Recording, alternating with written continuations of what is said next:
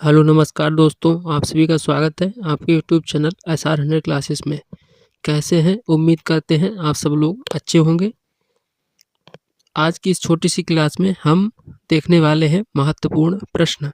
सामान्य ज्ञान के महत्वपूर्ण प्रश्नों के बारे में देखेंगे, ठीक है, जो हमारी परीक्षाओं में पूछे जाते हैं। कोई भी परीक्षा हुई जैसे SSC एग्ज़ाम्स और रेलवे एग्ज़ाम, भारत में कोई भी एग्ज़ाम होता है कॉम्पिटिटिव एग्ज़ाम, तो उसमें सारे ये प्रश्न पूछे जाते हैं। तो चलिए शुरू करते हैं आज की क्लास। आज का पहला प्रश्न है यहाँ पर,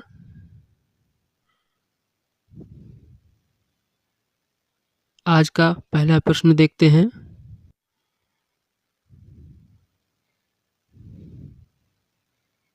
आज का पहला प्रश्न है यहाँ पे, प्राचीन भारत का कौन सा शासक था जिसने अपने अंतिम दिनों में जैन धर्म को अपना लिया था? तो इसका आंसर है चंद्रगुप्त मौर्य ने। चंद्रगुप्त मौर्य वे भारत के शासक थे जिन्होंने अपने अंतिम दिनों में जैन धर्म को अपना लिया था। चलिए आगे बढ़ते हैं। अगला प्रश्न है यहाँ पे, मौर्य साम्राज्य में कौन सी मुद्रा प्रचलित थी? यानी मौर्य साम्राज्य में कौन सी मुद्रा प्रचलित थी? तो इसका आंसर है पढ़। कौन सी मुद्रा? पढ़। अगला प्रश्न देखते हैं आगे। अगला प्रश्न है, अशोक का उत्तराधिकारी कौन था? अशोक का उत्तराधिकारी कौन था? तो उसका आंसर है कुणाल। कौन सा? कुणाल। अगला प्रश्न देखते हैं यहाँ पे। अगला प्रश्न देखते हैं आगे। अर्थशास्त्र का लेखक किसके समकालीन था? अर्थशास्त्र का लेखक किसके समकालीन था? तो चंद्रगुप्त मौर्य। और अर्थशास्त्र जो पुस्तक है वो किसने लिखी थी? महर्षि कौटिल्य ने लिखी थी। तो अर्थशास्त्र का लेखक किसके समकालीन था? आंसर हो जाएगा हमारा चंद्रगुप्त मौर्य। आइए अगला प्रश्न देखते हैं।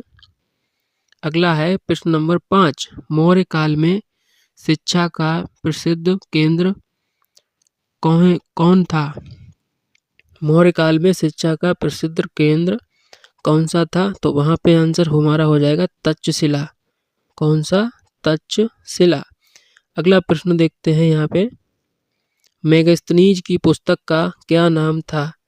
मेगास्थनीज की पुस्तक का क्या नाम था? तो इसका आंसर है इंडिका। कौन सा? इंडिका।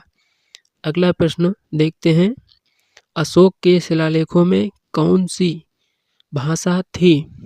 अशोक के शिलालेखों में कौन सी भाषा थी? तो वो थी प्राकृत भाषा। अगला प्रश्न है, किस राजवंश से बिंबिसार का संबंध था? किस राजवंश से बिंबिसार का संबंध था? तो इसका राइट आंसर हो जाएगा हर्यक वंश। हर्यक वंश। अगला प्रश्न है, कौन भारत का एकमात्र यहूदी वायसराय था? कौन भारत का एकमात्र यहूदी वायसराय था? तो इसका आंसर है लॉर्ड रीडिंग। Lord reading. अगला प्रश्न देखते हैं, सम्राट अशोक के शासनकाल की अवधि कितनी थी? सम्राट अशोक के शासनकाल की जो अवधि थी वो कितनी थी? 268 से 232 ईस्वी पूर्व। 268 से 232 ईस्वी पूर्व। अगला प्रश्न देखते हैं यहाँ पे, गोपाल प्रथम ने किस राजवंश की स्थापना की थी? तो यहाँ पे आंसर हो जाएगा हमारा पाल राजवंश। पाल राजवंश। अगला प्रश्न देखते हैं यहाँ पे, गुप्त साम्राज्य के पतन का मुख्य कारण क्या था? गुप्त साम्राज्य के पतन का मुख्य कारण कौन सा था? तो यहाँ पे आंसर हो जाएगा हूण आक्रमण। अगला प्रश्न देखते हैं, भारत की यात्रा करने वाला प्रथम चीनी बौद्ध यात्री कौन था? तो वहाँ पे आंसर हो जाएगा फाहियान। कौन सा था? फाहियान। अगला प्रश्न देखते हैं यहाँ पे कौन सा हमारा है। अगला प्रश्न है यहाँ पे, भारत की तट रेखा की कितनी लंबाई है? भारत की तट रेखा की लंबाई कितनी है? तो यहाँ पे हो जाएगा आंसर 7516। अगला है, विश्व में अबरक का सर्वाधिक उत्पादन किस देश में होता है? तो वहाँ पे आंसर है हमारा भारत। कौन सा? भारत। अगला प्रश्न देखते हैं, गायत्री मंत्र का उल्लेख किस ग्रंथ में है? तो इसका आंसर हो जाएगा हमारा ऋग्वेद। ठीक है, ऋग्वेद। अगला प्रश्न देखते हैं यहाँ पे, विटामिन बी की कमी से कौन सा रोग होता है? तो कौन सा होता है? Berry berry. अगला प्रश्न देखते हैं यहाँ पे, विटामिन सी की कमी से कौन सा रोग होता है? विटामिन सी की कमी से कौन सी बीमारी होती है? तो राइट आंसर हो जाएगा स्कर्वी। Right answer scurvy. दूध में कौन सा विटामिन नहीं होता है? दूध में विटामिन कौन सा नहीं होता है? तो विटामिन सी नहीं होती है। आइए आगे बढ़ते हैं। अगला है, विटामिन डी की कमी से कौन सा रोग होता है? विटामिन डी की कमी से कौन सा रोग होता है? तो इसका आंसर हो जाएगा हमारा रिकेटस।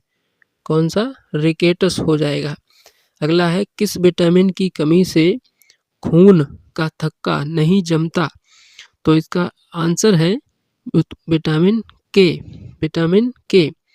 अगला प्रश्न है, विटामिन ई की कमी से कौन सा रोग होता है? तो इसका आंसर है बांझपन। ठीक है, बांझपन। ठीक। अगला प्रश्न देखते हैं आगे। अगला प्रश्न है यहाँ पे, विटामिन सी का रासायनिक नाम क्या है? विटामिन सी का रासायनिक नाम क्या है? तो इसका आंसर हो जाएगा एस्कॉर्बिक एसिड, एस्कॉर्बिक अम्ल। अगला है, वसा में घुलनशील विटामिन कौन सी होते हैं? तो यहाँ पे ए और ई हमारा सही जवाब हो जाएगा। अगला प्रश्न देखते हैं यहाँ पर,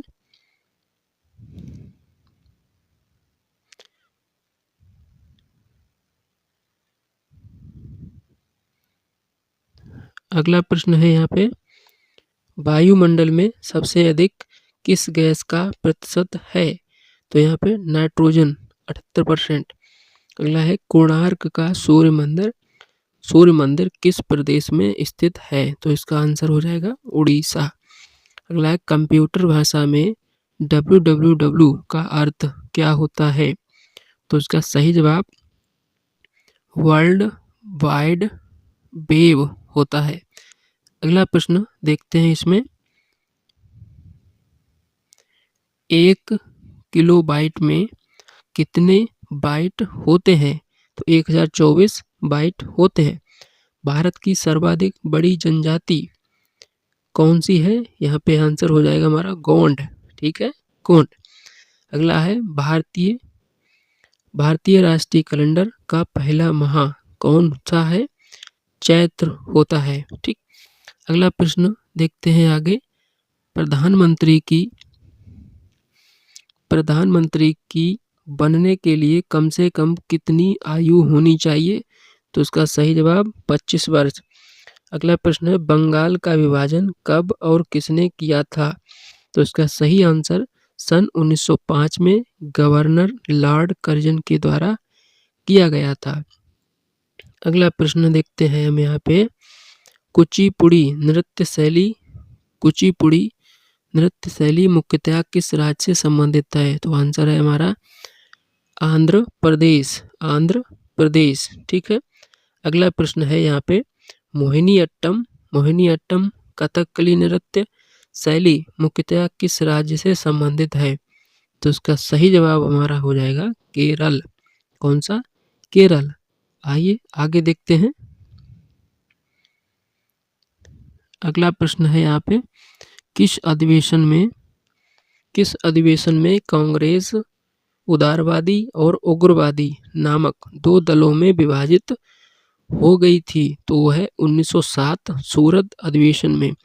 अगला है, किस किसी वेबसाइट के प्रथम पृष्ठ को क्या कहा जाता है? तो इसका है होम पेज। अगला प्रश्न है, किसने सर्वप्रथम अशोक के अभिलेखों को पढ़ा? तो इसका आंसर है जेम्स प्रिंसेप। James Prinsep. अगला प्रश्न देखते हैं, किनके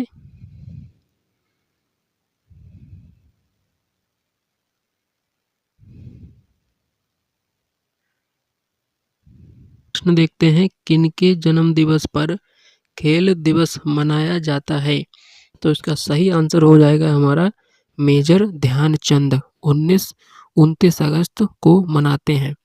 अगला है, हिंदी दिवस कब मनाया जाता है? तो उसको कहते हैं 14 सितंबर को। अगला है, हिंदी भाषा की लिपि कौन सी होती है? तो देवनागरी लिपि होती है। तो अगला प्रश्न देखते हैं। अगला प्रश्न है, शिक्षक दिवस कब मनाया जाता है? तो उसका आंसर है 5 सितंबर को। सिख धर्म का संस्थापक किस सिख गुरु को माना जाता है? तो उसका सही जवाब है गुरु नानक। अगला है, सिखों का प्रमुख त्योहार कौन सा है? बैसाखी। अगला प्रश्न देखते हैं यहाँ पे, दिल्ली स्थित महात्मा गांधी की समाधि का क्या नाम है? तो है हमारा राजघाट। कौन सा?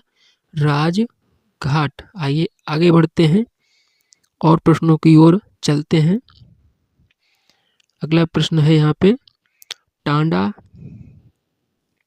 अगला प्रश्न है यहाँ पे, टांडा ताप विद्युत केंद्र उत्तर प्रदेश में कहाँ स्थित है? तो उसको कहते हैं हम ऊंचाहार बरेली में। राय बरेली में किस स्थान पर भगवान बुद्ध ने अपना पहला उपदेश दिया था? तो इसका सही जवाब है सारनाथ।